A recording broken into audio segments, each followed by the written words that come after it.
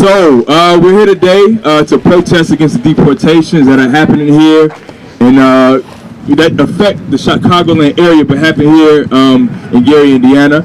I do want to highlight that, just like Lori said before, that it does show the power that we had, that now that the police have taken extra measures to try to kettle us in. So give ourselves a round of applause, give workers a round of applause for fighting back and making those adjustments.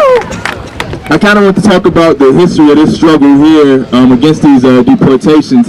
They actually started when a few years ago they were trying to build a detention center here in Gary, and the coalition that kind of mobilized around that basically essentially remobilized when we found out that these deportations and everything were happening here in our backyard.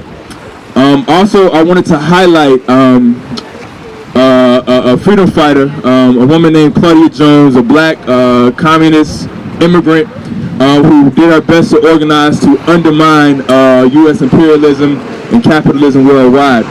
One of the things that she said, she was an organizer, organized for workers' rights and things like that, and so the U.S. seeing her as a threat, arrested her, tried her, this is about 1940, tried her, threw her in jail, and after she was thrown in jail, they deported her. And so what she said, and I want us to change our language on how we talk about deportations. She said deportations are how did she say it? She said they are a tool of war. The deportations are a tool of war, that the bosses and the system use these deportations. They're not kicking out MS-13. That's not the folks they're targeting. They're targeting students, they're targeting workers and folks who can resist this system and change it. And going forward, I think that in order for us to eventually stop these deportations, we have to intensify the struggle. Coming here on these Fridays and protesting and showing solidarity is great. But to stop these deportations, it's going to take stopping those buses. It's going to take eventually people getting in front of those buses and physically not allowing them to go any further.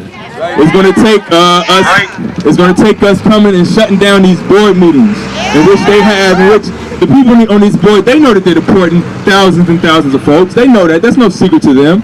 So it's going to come. It's going to take. That's what it's going to take for us to eventually shut down these deportations and stop them.